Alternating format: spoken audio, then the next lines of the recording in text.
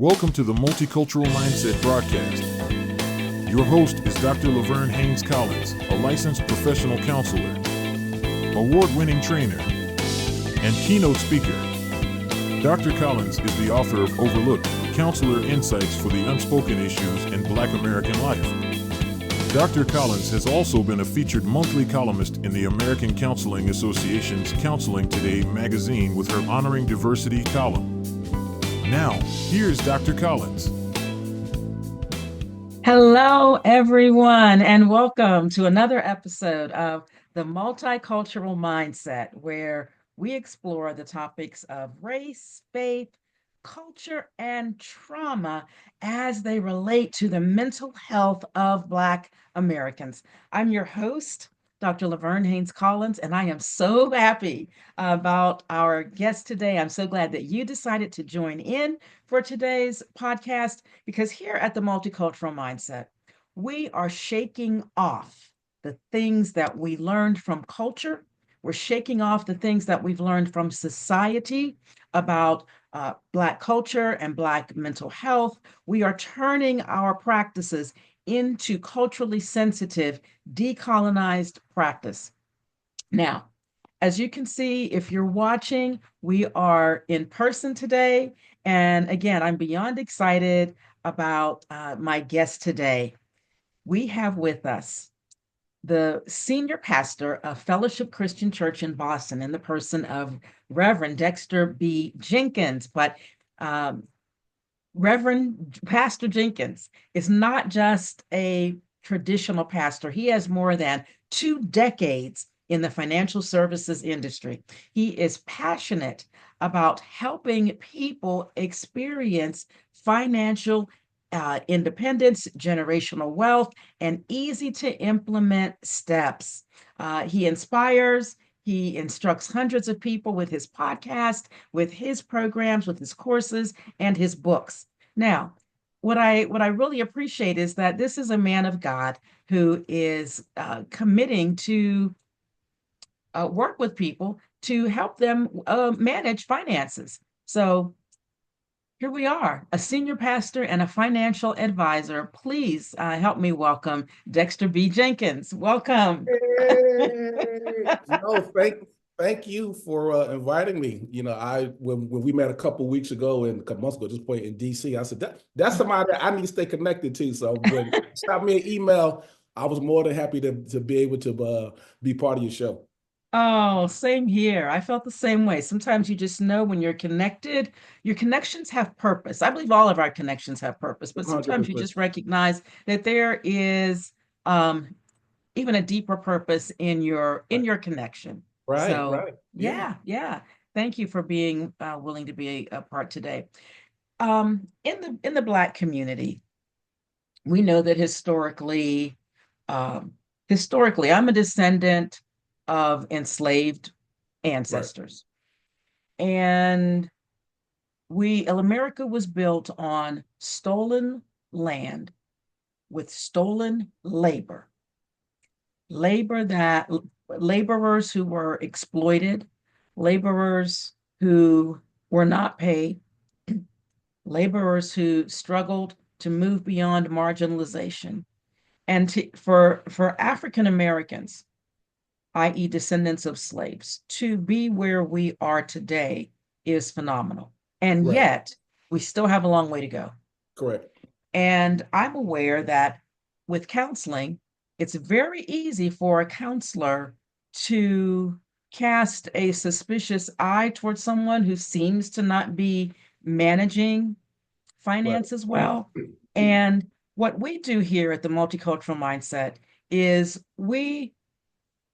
I attempt to shut down those narratives that we have learned from society and even in our academic lives, preparing us to be counselors, those narratives that suggest that Black people need to be blamed and fixed, and those narratives that suggest that there's this deficit in the way we handle life or the way we handle finances. I like to put things in context. So what I would like you to help me do today is put in context the financial history of Black America overall, just generally speaking. Yeah. I want to talk about the barriers. I want to talk about some of the messages that are, I would say, commonly perpetuated, some of the messages that in the Black culture have been kind of passed down about Right. wealth and finances. I have a saying, and it's just the last thing I'll say by way of my introduction of you, is that I am personally in a stage of decolonizing my life, which Okay. means that I am stepping outside with intentionality of what I was taught to expect or believe about the possibilities for my life. Watch out. Whenever we're growing up, we're told that we can do anything and be anything. And we believe that until we get into adulthood and start hitting barriers. We Right. start hitting the wall. And I'm at a point now where I recognize that I was taught unconsciously to believe that my world should be small, but their world should be large. Right.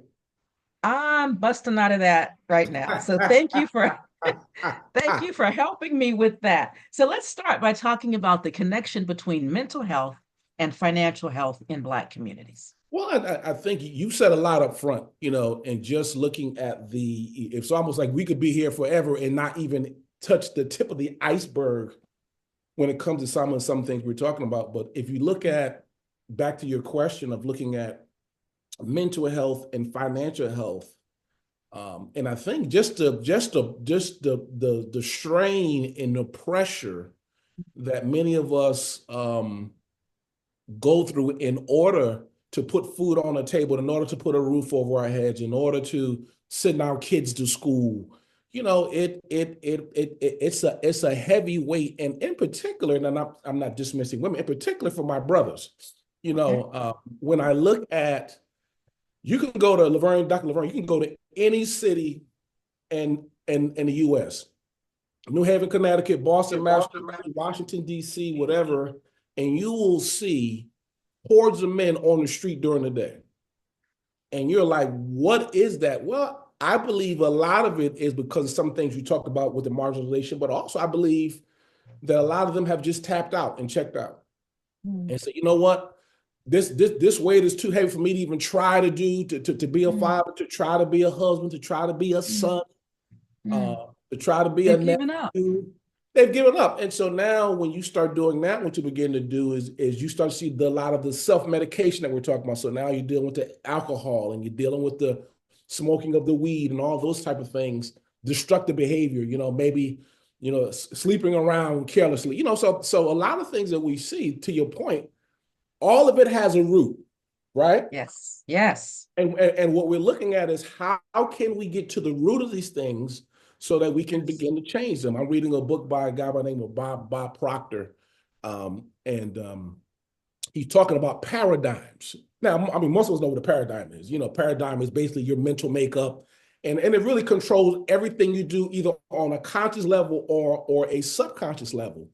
And you see a lot of our paradigms are broken. A lot of them are limited. So when you talk about, here I am, you're a little bit older than me. I'm in my 50s, and my wife is I'm 56, she's 57. So I would joke that she likes younger men. She likes younger men. But we often talk about paradigms and how we are doing things and why we are doing things, and really examining them and saying, you know what? Does this serve me where I'm at today in 2024 as a 56-year-old Black man? Does this serve me in 2024 as a 57-year-old Black woman in Boston? And so I think what we're trying to do is, first of all, raise awareness. Yes. So once we raise awareness, now we can begin to, what you said in your introduction, I can begin to intentionally take some steps to either dismantle things that are not good, because there are some things that we were taught were very good. So keep what's working, but then there are things that are limiting me.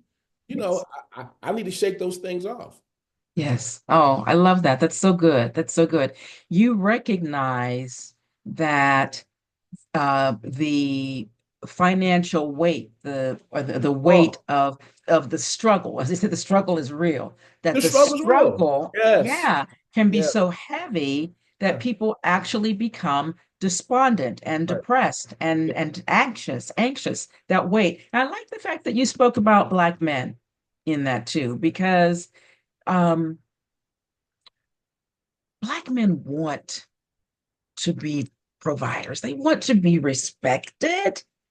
And 100%. when, yes, there's some 100%. studies that actually show that much of the depression experienced by Black men is missed because the right questions aren't being answered. And Right. the asked rather, the questions that are not being asked are the questions about how they feel about their place in life and their ability to succeed and their ability to provide and their ability to keep up. And we don't ask those questions when we ask about depression. So we're missing a lot of Black male depression because it's tied to being able to provide. Yeah. And Men. oh, this stuff is so deep. Oh my God. Well, like I said, we could write a book on this stuff. But it really, because I was, as a senior pastor, I pastor a number of men. And then, we have a men's group, and that men's group is our safe space where I say, hey man, you could come in here on Friday night and you Mhm. can vent about your wife, your kids, whatever else, and it goes no further than this. I ain't gonna tell girlfriend what you said, and he ain't gonna tell her. So we just good. So you don't tell on me, I ain't gonna tell on you. I love it. Safe But space. it's a safe space. But it really is, when I get to the root of a lot of our issues, we don't know where we stand. Mm. Roles were very, very structured back in the day. So mom Mm. stayed home, dad was the provider, yada, yada, yada.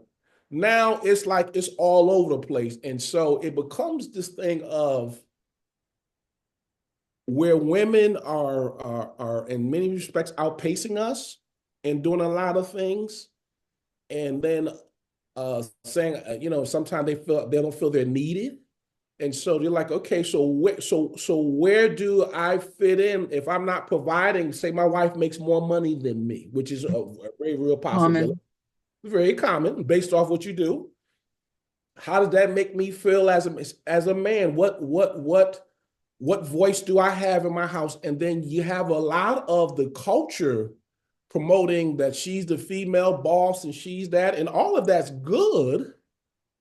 But it often leaves men thinking about, okay, so why am I here? Mm.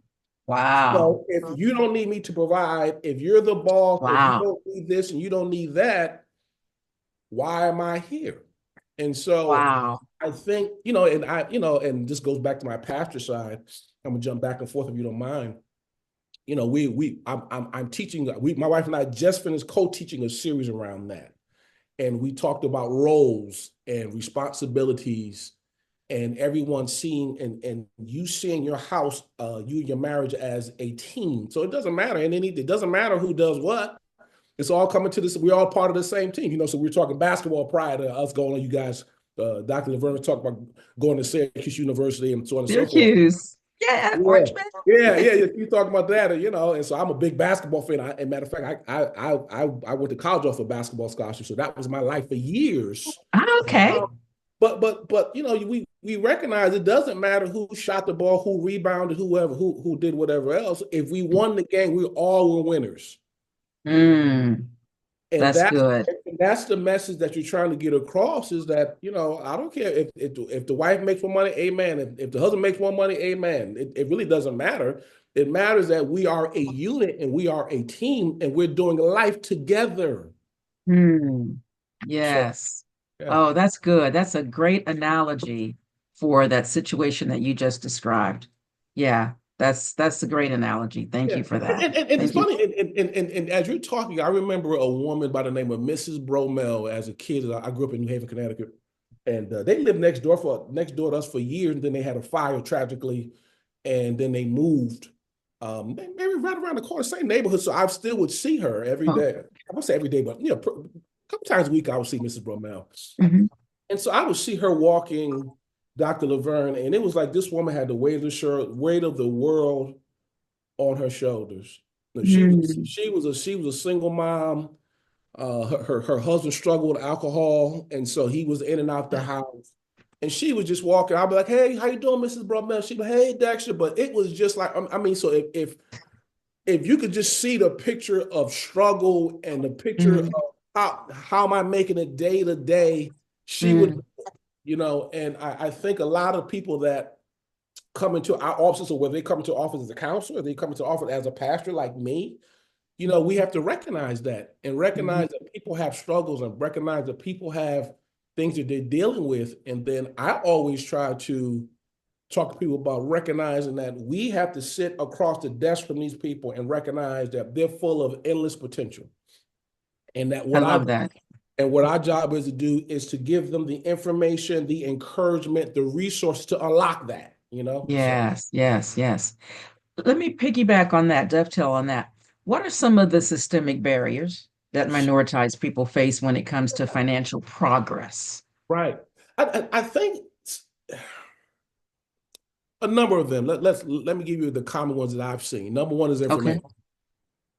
There's a different information that's being talked about. Whether it's at the kitchen table or whether it's at the boardroom or whether it's at the bank, there's just information. The flow of information and the topics of conversation are just are very different. So wow. So when I grew up in a house that was very entrepreneurial. Like I said, my dad was a barber for 50 years in the city of New Haven. He owned real estate, and so that was, and then my whole family is just very much like that. We grew up in my people from South Carolina, and so we own land and all, and so but the conversations that we have, as simple as this. For us to own a home was the natural progression of what you did. Got it? And so when I sit and talk and begin to pastor and even talk to people who had rented their whole lives, and mom had rented their whole lives, and big mama had rented their whole lives, I'm just like, what was this? Because the information that I received was that once you became an adult, you owning a home or multiple homes was the norm. Right? Okay. And so the you were doing what you saw and what you knew. I was doing what I saw and what I was told, and so it was, and as you know, more is caught than taught. And so I caught that. And so a lot of the time, the information that we're receiving at home, the information that we're receiving when we go to the bank, not receiving when we go to the bank. Because when you go to the bank and you're talking to a banker and they're talking about these are certain things you can get involved in, or you going and talking to your mortgage broker, there's just money has a certain code to it and a certain conversation to it. And if you haven't been trained to hear it, you miss it. Whoa, say that. So, and so part of it is really the information piece. I found is that people play defense when it comes to money, meaning because I'm particularly in Black and brown communities, because we work so hard to get what I've got, I don't want to lose it. Got it? And so, and you know this from sports, you can never win the game playing defense all the time. You got to play offense sometime, right?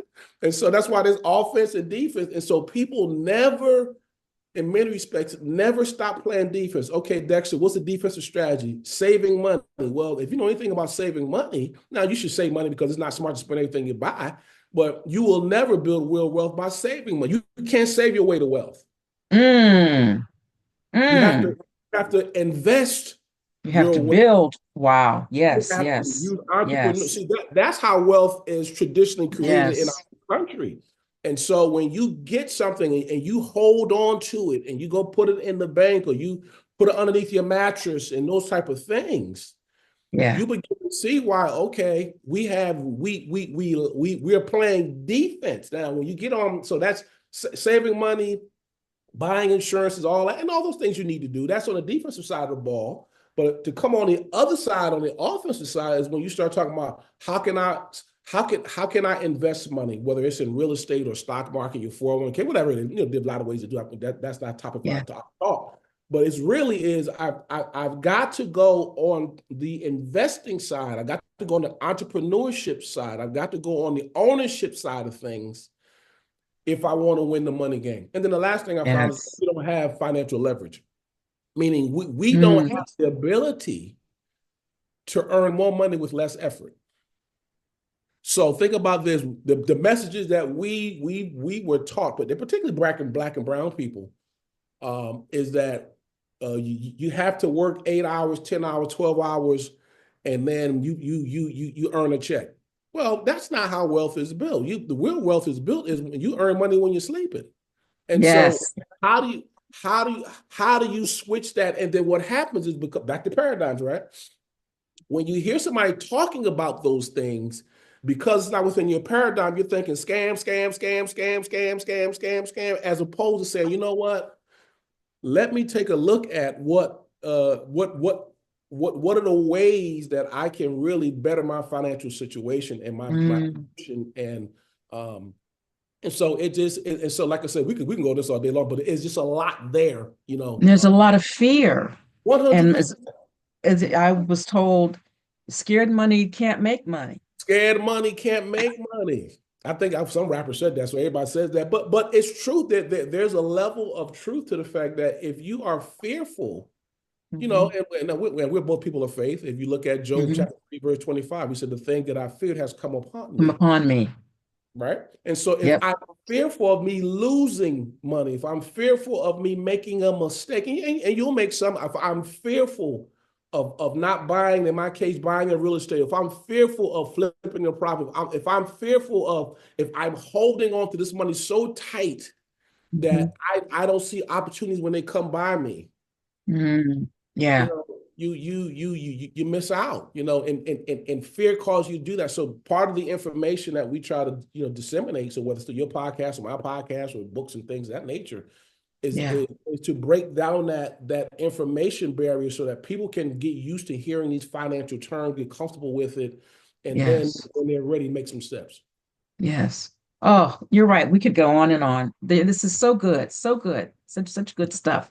Let me conclude with this question. Is there a way that counselors can advocate for the poor Right. among them? I've always thought that, my take is probably a little bit different than most. Um, I think the first thing a counselor should do, so whether it's in what you do or what I do as a pastor, because we're very much similar in a lot of respects, Yes. is that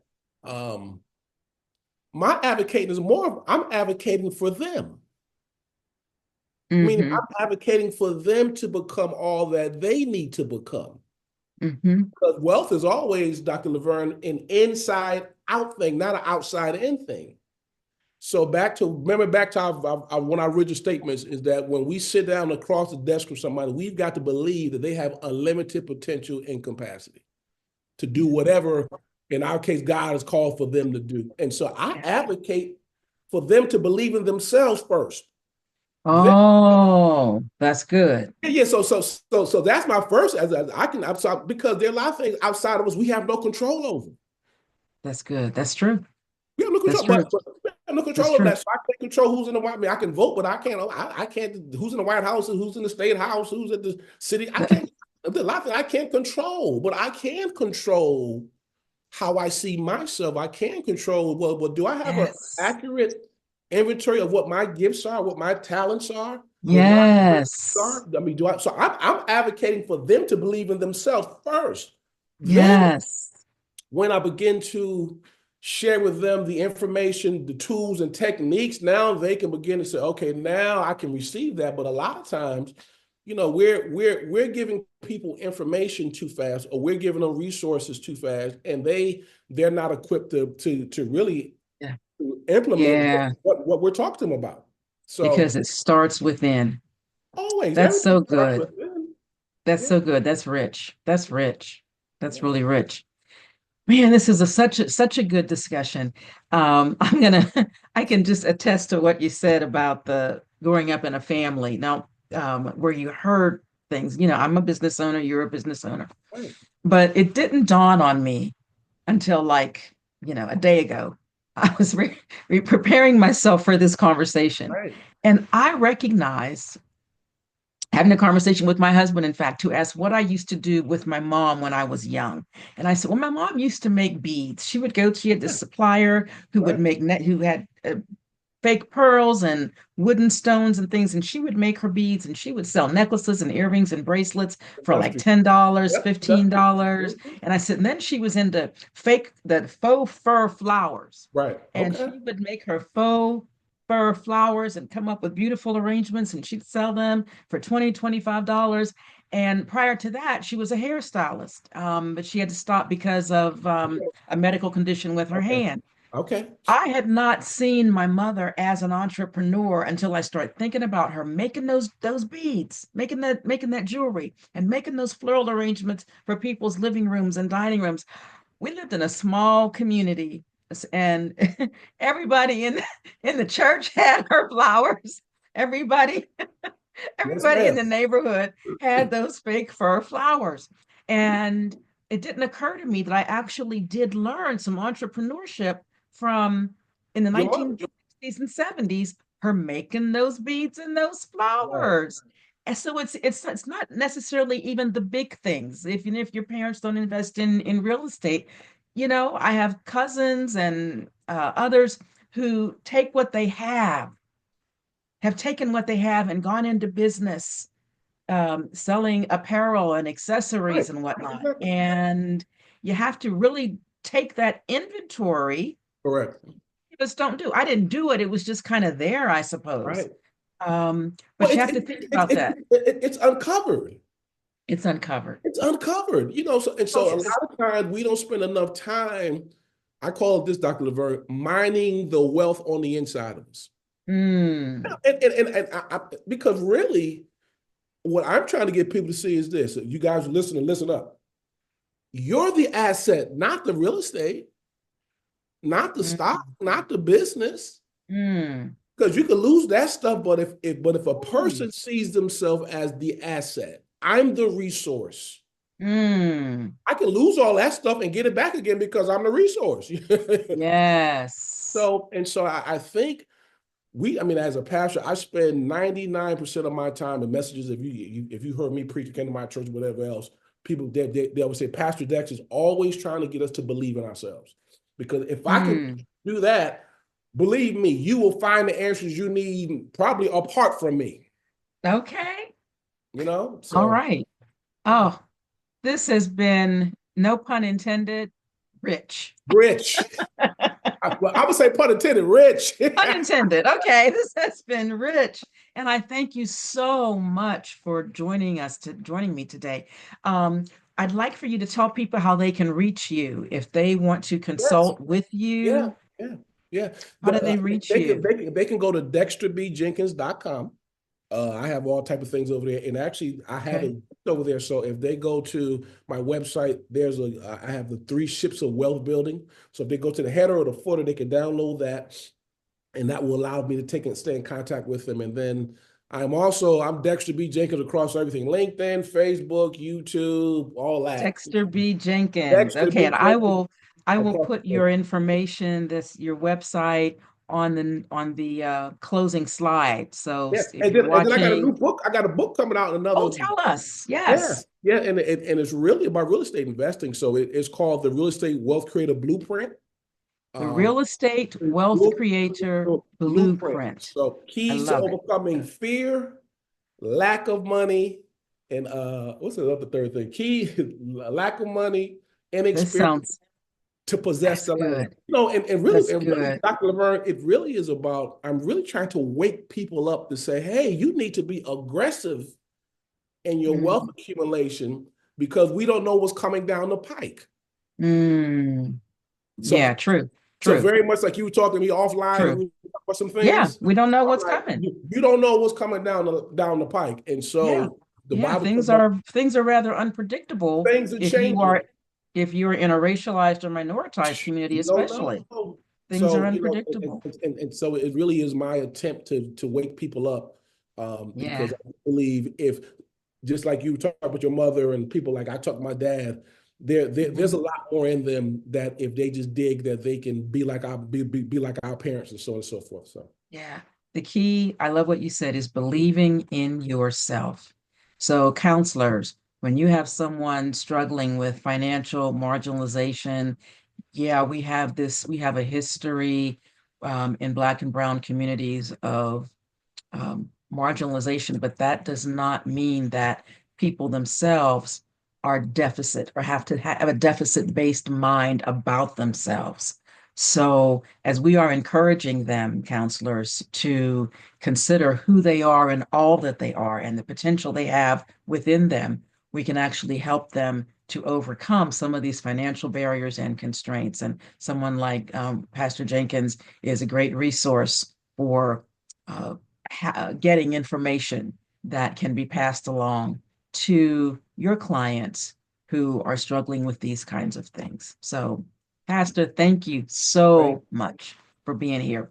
To everybody, remember, creating a safe space for clients means validating their whole selves, including their cultural and their racial identities, even their economic and financial capabilities and abilities. So let's continue this journey toward cultural responsiveness together. We're doing it one step at a time. And as always, if you enjoyed today's episode, make sure to subscribe to my channel, leave a review, share it with others who might benefit. This is Laverne Hanes Collins signing out. And until next time, keep practicing with empathy, humility, and a multicultural mindset.